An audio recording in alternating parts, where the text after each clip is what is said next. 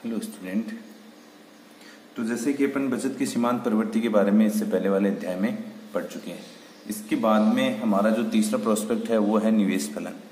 पहले अपन ने उपभोग फलन की बारे में चर्चा की, उसके बाद में बचत फलन की बात हुई, तो अब बात होती है निवेश फलन की। देखो क्या होता है कि आपकी जो आय होती है वाई, उसमें से एक भाग कंजप्शन का होता है और एक भाग सेविंग का होता है। ये आप पढ़ चुके हो पहले। देखो इसका जो वाई का कंजप्शन वाला भाग है, वाई का जो कंजप्शन वाला भाग है, उसके अलावा जो भाग है सेविंग का। अब सेविंग में से आदमी क्या करता है, जो बचत होती है उसमें से आदमी उसको क्या कर सकता है, इन्वेस्ट भी कर सकता है। तो अब इन्वेस्ट का मतलब क्या होता है, निवेश का सामान्य जो बोलचाल है उसमें निवेश का अर्थ होता है कि व्यक्ति परिसंपत्तियों में जो निवेश करता है, जमीन जायदाद खरीदता है या फिर कोई शेयर मार्केट में जो निवेश करता है, उससे निवेश को समझा जाता है सामान्य भाषा में। परंतु अर्थशास्त्र की भाषा में निवेश का मतलब होता है जब आप उत्पादक इकाइयों में अपना पैसा लगाते हो, जैसे आप वस्तुओं का उत्पादन करते हो या आप सेवाओं का उत्पादन करते हो, तो वहां निवेश का अर्थ ये होता है, अर्थात नया उत्पादन करना क्या कहलाता है, निवेश कहलाता है। अब ये निवेश किस प्रकार से किया जाता है, निवेश किन किन प्रकार का हो सकता है अर्थव्यवस्था के प्रोस्पेक्ट से, उसके बारे में अपन चर्चा करेंगे। तो पहला जो निवेश है, निवेश का जो प्रकार है, उसमें पहला निवेश है सार्वजनिक निवेश। सार्वजनिक निवेश, देखो सार्वजनिक का मतलब ही सरकार होता है। सार्वजनिक का मतलब आप पहले पढ़ चुके हो आराम से। तो सार्वजनिक का मतलब होता है कि सरकार के द्वारा जो भी इन्वेस्टमेंट किया जाता है उसको क्या कहा जाता है, सार्वजनिक निवेश कहा जाता है। जैसे अपनी स्थानीय निकाय होती हैं, सरकार की बहुत सारी बॉडीज काम करती हैं, तो उनके द्वारा जो भी इन्वेस्टमेंट किया जाता है वो सारा का सारा सार्वजनिक निवेश की श्रेणी में रखा जाता है। से किन किन मदों पे वो खर्च करते हैं, जैसे अपन बात करते हैं, जैसे सड़क निर्माण में, सड़कों का जो निर्माण है, बांध निर्माण किया जाता है, या फिर और भी जो सरकारी सुविधाएं हैं, जैसे सरकारी स्कूल है, हॉस्पिटल है, ये जितने भी सरकार के द्वारा किए जाने वाले कार्य हैं, इनमें जो सरकार क्या करती है, पैसा लगाती है, उसको क्या कहा जाता है, सार्वजनिक निवेश कहा जाता है। और आमतौर पर सार्वजनिक निवेश लाभ के हित को देखते हुए नहीं किया जाता है। ये लोगों की मूलभूत आवश्यकताएं हैं आमतौर पे, जैसे आधारभूत ढांचा जिसको कहा जाता है, उसको मजबूत करने के लिए, अर्थव्यवस्था को सबल बनाने के लिए जो इन्वेस्टमेंट किया जाता है वो सार्वजनिक निवेश की श्रेणी में आता है। तो आमतौर पर सरकार के द्वारा जो भी इन्वेस्टमेंट किया जाता है अर्थव्यवस्था में, वो सारा सरकारी निवेश या सार्वजनिक निवेश की श्रेणी में कहलाएगा। ठीक है। दूसरा जो प्रकार है इसका वो है निजी निवेश। निजी निवेश, निजी निवेश किसके द्वारा किया जाता है, निजी का मतलब ही हो गया प्राइवेट। तो देखो निजी निवेश किया जाता है लाभ कमाने के उद्देश्य से। लाभ कमाने के उद्देश्य से ही निजी निवेश किया जाएगा। जैसे निजी निवेश क्या करते हैं, जैसे फैक्ट्री, अपनी एक फैक्ट्री डालते हैं, जितनी भी फैक्ट्रियां वगैरह हैं वो हैं, जैसे उपकरण बनाते हैं या फिर भवन बनाते हैं, बड़ी बड़ी बिल्डिंग्स बनाते हैं, इनमें जो भी निवेश किया जाता है वो निजी निवेश कहलाता है। समझने वाली बात यह है कि निजी निवेश लाभ कमाने के उद्देश्य से किया जाता है, अर्थात इसके पीछे लाभ कमाना निहित होता है। ठीक है। तो सार्वजनिक निवेश और निजी निवेश दोनों हो गए। इसके बाद में तीसरा जो इन्वेस्टमेंट है उसको कहा जाता है स्वायत्त निवेश। स्वायत्त निवेश,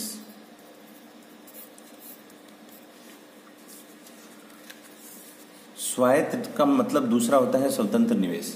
ठीक है। तो देखो स्वायत्त निवेश का अर्थ क्या होगा, सरकार कुछ ऐसे इन्वेस्टमेंट हैं, ये भी सरकार ही करती है आमतौर पे। अपन एक डायग्राम के माध्यम से समझते हैं इसको। ये आइए, ये इन्वेस्टमेंट है, ये सरकार के द्वारा स्वायत्त निवेश के रूप में किया जा रहा है। ठीक है।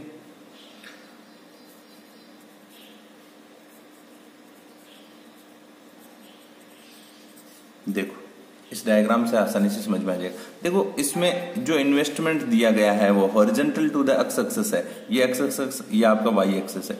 तो आपके अक्ष एक्सिस के समानांतर एक सरल रेखा है, उसके समानांतर एक इन्वेस्टमेंट लाइन खींची है अपने।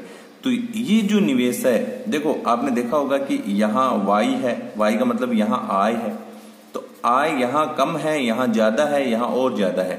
तो इसका आय से कोई लेना देना नहीं है। कहने का मतलब ये जो इन्वेस्टमेंट किया जाता है ये स्वायत्त होता है, स्वतंत्र होता है, और ये आमतौर पे सरकारें ही करती हैं। जैसे सरकार क्या करती है, सरकार को अपना जो आधारभूत ढांचे पे खर्च करना है, या सरकार को जैसे स्कूलों के लिए जो खर्च करना है, या रोड बनाने के लिए जो खर्च करना है, वो सारा का सारा इन्वेस्टमेंट, अर्थात वो उसको करना ही करना है। जैसे रक्षा के क्षेत्र में सरकार को जो खर्च करना है, स्वास्थ्य के क्षेत्र में जो सरकार को खर्च करना है, तो वो उसकी आय पर डिपेंड नहीं होगा कि सरकार को कितनी आय प्राप्त हो रही है, उस आधार पे वो खर्च नहीं किया जाएगा। ये इतना इन्वेस्टमेंट या इतना निवेश तो होना ही होना है, अर्थात ये किस श्रेणी में आएगा, स्वायत्त निवेश की श्रेणी में आएगा। यहाँ देखिए आप, यहाँ आय कम है तो भी इन्वेस्टमेंट रेखा उतनी है, अर्थात इतना, जैसे ये मान लेते हैं अपन 10,000 करोड़ है, तो 10,000 करोड़ अगर उसको लगा, सरकार को इतना खर्च करना ही है, तो चाहे उसकी आय y हो, चाहे उसकी आय y1 हो, यहाँ आय ज्यादा है, चाहे आय उसकी y3 y2 हो, तो चाहे आय से इसका क्या नहीं है, कोई संबंध नहीं है। ये जो इन्वेस्टमेंट है ये सरकार के द्वारा स्वतंत्र रूप से किया ही जाना है। ठीक है।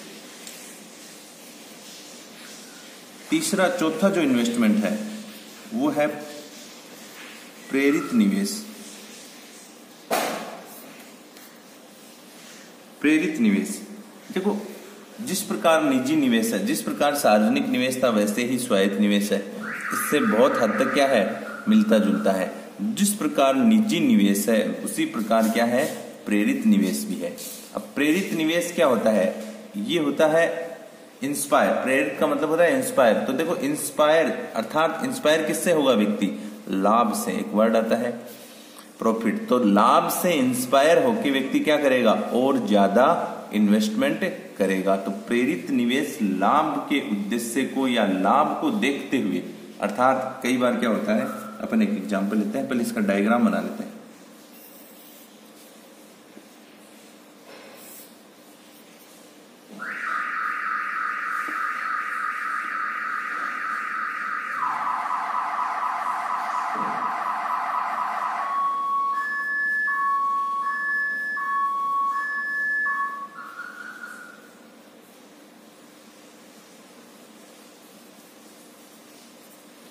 ये इसका डायग्राम है, ये इन्वेस्टमेंट लाइन है। ठीक है, ये आपकी आय है y1 से y2, ये इन्वेस्टमेंट I1 से I2। अब देखिए, अब इस डायग्राम के थ्रू अपन समझेंगे। देखो प्रेरित निवेश, प्रेरित निवेश होता है, एक तो सबसे पहली बात तो ये है कि इसमें लाभ क्या होता है, निहित होता है। अर्थात जब इन्वेस्टर को इसमें लाभ दिखता है या भविष्य में लाभ होने की संभावनाएं रहती हैं, तो वो क्या करता है, इन्वेस्टमेंट करता है। और ये जो इन्वेस्टमेंट है, ये जो लाभ के उद्देश्य से किया जाने वाला इन्वेस्टमेंट है, ये आपकी आय पर भी डिपेंड करता है। अर्थात अगर आपकी, देखो इससे पहले जो अपन ने स्वायत्त निवेश पढ़ा था, उसका आय से कोई सीधा संबंध नहीं है। अर्थात आय कम है या आय अधिक है, उससे निवेश पर कोई प्रभाव नहीं पड़ रहा है। परंतु प्रेरित जो निवेश है वो आय पर क्या करता है, डिपेंडेंट होता है। किस प्रकार से, जैसे आपकी आय अगर कम है तो इन्वेस्टमेंट कम किया जाएगा। देखो ये यहां से स्टार्ट होने का अर्थ ये है कि ये जो इन्वेस्टमेंट है ये तो क्या आ गया यहां तक, जैसे कि स्वायत्त निवेश था तो स्वायत्त निवेश आ गया। अब इसके आगे जो इन्वेस्टमेंट है वो प्रेरित निवेश की श्रेणी में आता है।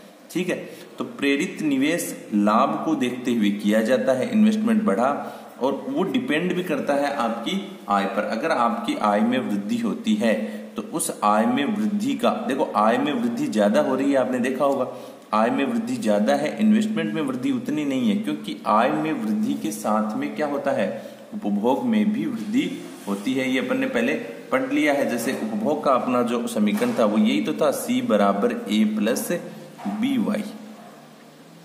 तो यहाँ ये तो था आपका स्वतंत्र उपभोग और ये था प्रेरित उपभोग। अर्थात जैसे ये प्रेरित निवेश है वैसे ही, तो ये डिपेंडेंट जो कंजप्शन था वो किस पे डिपेंड कर रहा था, आपकी आय पर डिपेंड कर रहा था। अगर आपकी आय बढ़ती है तो इसमें वृद्धि होगी आपके कंजप्शन में।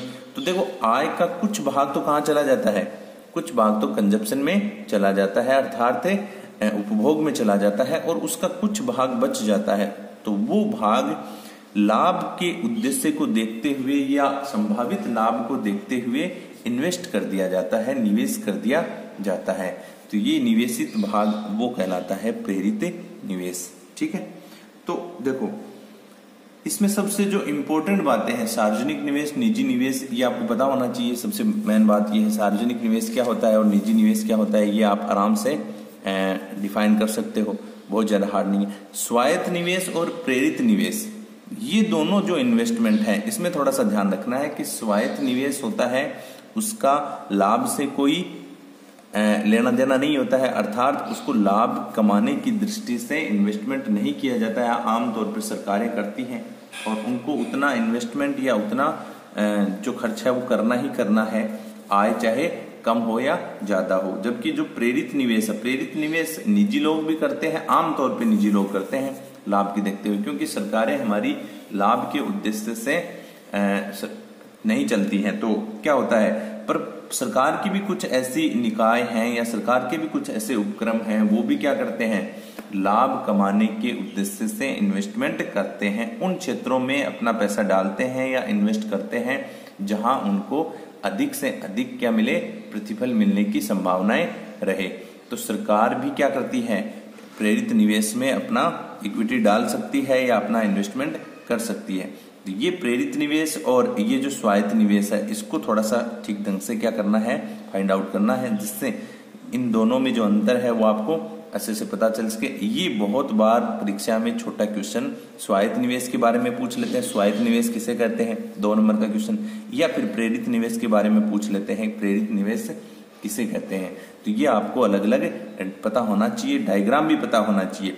देखो डायग्राम जो बना रहे हैं उसमें थोड़ा सा ये ध्यान रखना है, कुछ डायग्राम ऐसे होंगे जो वाई एक्सिस से कुछ ऊपर से स्टार्ट होंगे, ना कि 0 से, जैसे ये प्रेरित निवेश वाला है। तो इसमें जैसे आपने और भी देखा होगा, जैसे अपन ने लागत की बात की थी, तो आपकी जो लागतें हैं उसमें कुछ लागतें फिक्स लागतें होती थी, तो उनमें भी फिक्स लागतें यहाँ से जो टोटल कॉस्ट थी वो ऊपर से स्टार्ट होती थी, क्योंकि ये आपकी क्या हो गई, फिक्स लागतें थी, और परिवर्तनशील लागतें हमेशा 0 से स्टार्ट होती थी, तो कुल लागतें यहाँ से स्टार्ट होती थी। वैसे ये जो इन्वेस्टमेंट है इसमें जो स्वायत्त निवेश है वो क्या हो गया है, पहले से ही सम्मानित हो गया है, तो इसलिए इस इन्वेस्टमेंट को यहाँ से स्टार्ट किया गया है। और जो जो आपकी आय बढ़ती जाती है उसके अनुरूप ही इन्वेस्टमेंट में भी वृद्धि होती है, परंतु आय में जितनी वृद्धि होती है इन्वेस्टमेंट उतना नहीं बढ़ पाता है। ठीक है, अब देखो इसके आगे है बचत व निवेश के बारे में 2 पहलू हैं। एक तो होती है प्रत्याशित बचत व प्रत्याशित निवेश। किसी भी विशेष साल में जो लोग बचत करते हैं उसे प्रत्याशित बचत कहते हैं, जो संभावित बचत होती है, जो एक साल में जो बचत की जाती है। ठीक है, और प्रत्याशित निवेश किसे कहते हैं, कई बार क्या होता है, जो उत्पादन करता होता है वो उस साल में संभावित लाभ को देखते हुए वस्तुओं का क्या करता है, स्टॉक करता है। तो उसका प्रत्याशित मतलब उसको संभावना रहती है कि भविष्य में कीमतों में क्या होगी, वृद्धि होगी, और उन कीमतों में वृद्धि को देखते हुए वो क्या करता है, जैसे कुछ वस्तुओं में इन्वेस्ट कर देता है। जैसे आप लोगों ने देखा होगा कई लोग पहले स्टॉक कर लेते हैं किसी वस्तु का, और वो ये सोचते हैं कि भविष्य में कीमतें क्या होंगी, बढ़ेंगी। तो उन बढ़ती हुई कीमतों को ध्यान में रखते हुए वो लोग क्या करते हैं, इन्वेस्टमेंट करते हैं। ठीक है,